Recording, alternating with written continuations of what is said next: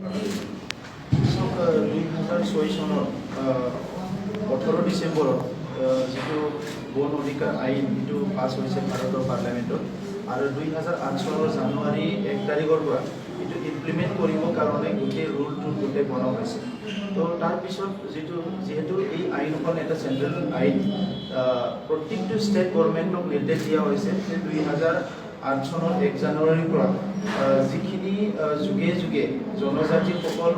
আৰু ট্ৰেডিশ্যনেল পৰম্পৰাগত যিবিলাক বন অঞ্চলত বসবাস কৰি আছে তেখেতসকলক ভূমি পাট্টা দিব লাগে আৰু তেখেতসকলক এটা জাষ্টিছ দিব লাগে, ন্যায় দিব লাগে। যিহেতু তেখেতসকলে যুগে যুগে বনৰ ওপৰত নিৰ্ভৰ কৰি জীৱন যাপন কৰি আছে, গতিকে সেইসকলৰ ভাৰতৰে নাগৰিক ভূমিপুত্ৰ হয়, তেখেতসকলক বন অধিকাৰটো দিব লাগে। এই আইনটো পাছ হোৱাৰ পিছত এটা নিৰ্দেশনা দিয়া হৈছে, কিন্তু ভাৰতৰ বিভিন্ন ৰাজ্যত এইটো ইমপ্লিমেণ্ট কৰা হ'ল আৰু কিন্তু অসমত আজিলৈকে প্ৰপাৰলি এইটো ইমপ্লিমেণ্ট কৰা নহ'ল।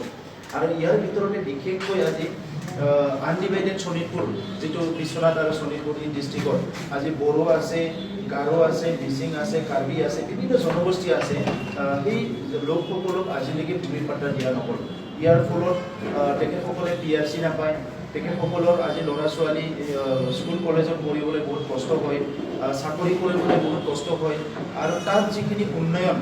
যিটো একদম বেছিক গ্ৰাছৰুট ডেভেলপমেণ্ট, সেইখিনিও তেখেতসকলে নাপায়। আনপিনেদি শিক্ষাটো মৌলিক অধিকাৰ হৈছে, ফাণ্ডামেণ্টেল ৰাইট, কিন্তু তাত স্কুল বনাবলৈ আজি তেখেতসকলে পাৰ্মিশ্যন দিয়া নাই। ফৰেষ্ট ৰাইট এক্টত স্কুলৰ পাৰ্পছত, মেডিকেল পাৰ্পছত লেণ্ড পাট্টা দিব লাগে, লেণ্ড পজিশ্যন দিব লাগে বুলি পেলাই স্পষ্ট কোৱা আছে, কিন্তু আজিলৈকে এই কথাবিলাক হৈ উঠা নাই। গতিকে 2008ৰ পৰা 2019লৈকে প্ৰায় 11 বছৰ হৈ গ'ল। 11 বছৰে তেখেতসকলে আজি গোটেই প্ৰচিডিঅ'ৰটো কৰাৰ পিছতো আজি DFO, ইয়াৰ ৰেঞ্জাৰ, ইয়াৰ বিট অফিচাৰ, ইয়াৰ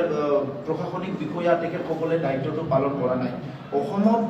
ষ্টেট হিচাপে যিখিনি অৰ্ডাৰ দিব লাগে, কেতিয়াবা গভৰ্ণৰে অৰ্ডাৰ দিছে, কেতিয়াবা কমিশ্যনাৰে অৰ্ডাৰ দিছে, কেতিয়াবা ইলেকশ্যন কমিশ্যনৰ পৰা অৰ্ডাৰ আহিছে এই কামবিলাক কৰিব লাগে বুলি পেলাই, কিন্তু আজিলৈকে এইটো হৈ উঠা নাই। তো সেইকাৰণে আমি বিভিন্ন সময়ত কংগ্ৰেছ চৰকাৰ, BJP চৰকাৰ, অসমত যোনে চৰকাৰ নাহে কিয়, সকলো চৰকাৰকে আমি কৈ আহিছোঁ যে এইটো আমাৰ জনজাতিসকলৰ প্ৰাপ্য অধিকাৰ, সেইটো প্ৰদান কৰিব লাগে, কিন্তু আজিলৈকে তেখেতসকলে এই কামটো কৰি দিয়া নাই। গতিকে আজি আলোচনা কৰিছোঁ আমি যে ইয়াত বিভিন্ন প্ৰচিডিঅ'ৰ,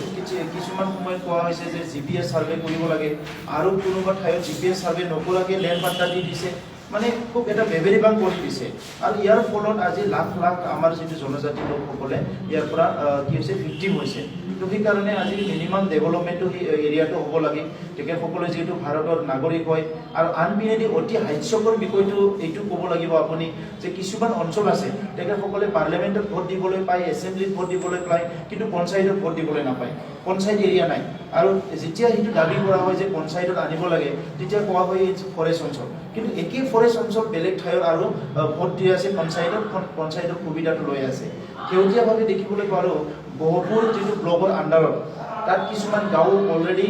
লেণ্ড টাইটেলটো পালে, মানে ভূমিৰ পাট্টা তেখেতসকলে পাই গ'ল, ভূমিৰ অধিকাৰ, কিন্তু আৰু বেলেগ কিছুমান গাঁও কেইখনে মানে আজি ভূমিৰ অধিকাৰটো তেখেতসকলে পাবলৈ সক্ষম হোৱা নাই। আৰু সেইটো মানে বিট অফিচাৰে এটা চিল মাৰি দিছে, এইটো ৰিজেক্ট কৰা হ'ল বুলি, কিন্তু প্ৰচিডিউৰে আইনে কি কৈছে, আইনৰ মতে বিট অফিচাৰে DFOই এইটো ৰিজেক্ট কৰিব নোৱাৰে। তাত গাঁও সভা হ'ব লাগে, গাঁও সভা হৈ পেলাই তাত FRC কমিটি বনাইছে, FRC কমিটিয়ে ছাৰ্ভে কৰি কোনজন মানুহৰ কিমান মাটি আছে, তাত স্কুল আছে, মন্দিৰ আছে, কি আছে, ছাৰ্ভে কৰি পেলাই ছাবমিট কৰে, আৰু সেইটো FRCৰ পৰা সেইটো গাঁও সভাৰ থ্ৰুৱেদি সেইটো SDLCত আহে, যে চাব ডিভিজন লেভেল কমিটিত, আৰু চাব ডিভিজন লেভেল কমিটিয়ে DLC দিব লাগে ডিষ্ট্ৰিক্ট লেভেল কমিটি, আৰু ডিষ্ট্ৰিক্ট লেভেল কমিটিয়ে সেই লেণ্ড পাট্টাটো দিব লাগে। কোনোবা যদি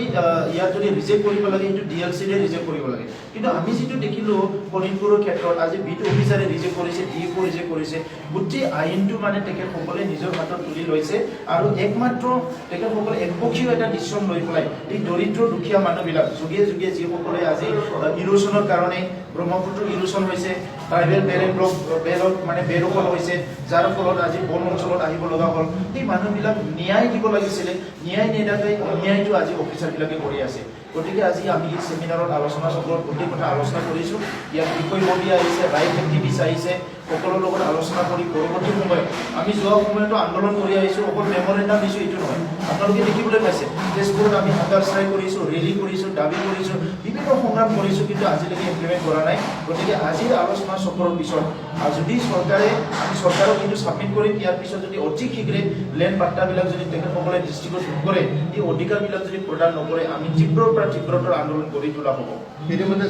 যিসকল চাহ আদিবাসী লোক তেওঁলোকক কিছু সংখ্যক কিন্তু ইতিমধ্যে প্ৰস্তাৱ প্ৰদান কৰিছে কিন্তু একাংশ জনজাতিৰ লোকক কিন্তু ইয়াৰ পৰা বঞ্চিত কৰে চাওক চাহ জনগোষ্ঠীৰ লোকসকলক আমি পাট্টা প্ৰদান কৰাটো দেখিবলৈ পাইছোঁ আৰু তেখেতসকলে অকল ৰাজনীতিক লাভালাভৰ কাৰণে সেইটো কাম কৰিছে গতিকে যদি ৰাজনীতিক লাভালাভৰ কাৰণে কোনো আইন কানুন নোহোৱাকৈ যদি সেইবিলাক কাম কৰিব পাৰে য'ত আইনে আছে আৰু এটা চেণ্ট্ৰেলাইজ আইন হয় FRA যিটো ফৰেষ্ট ৰাইট এক্ট যিটো হয় এইটো এটা চেণ্ট্ৰেলাইজ এটা আইন হয় এটা এক হয় ইয়াৰ পিছত কামটো নকৰাটোহে অতি মানে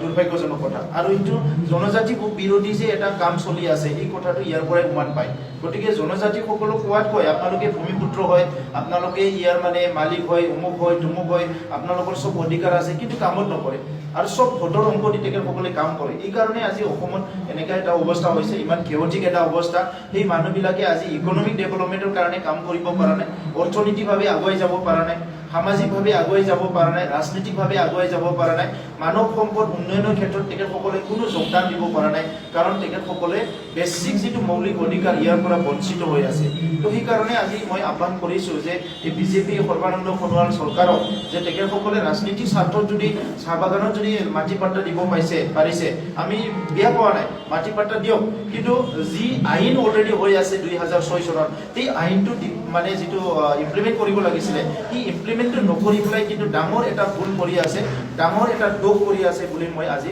স্পষ্টকৈ ক'ব বিচাৰোঁ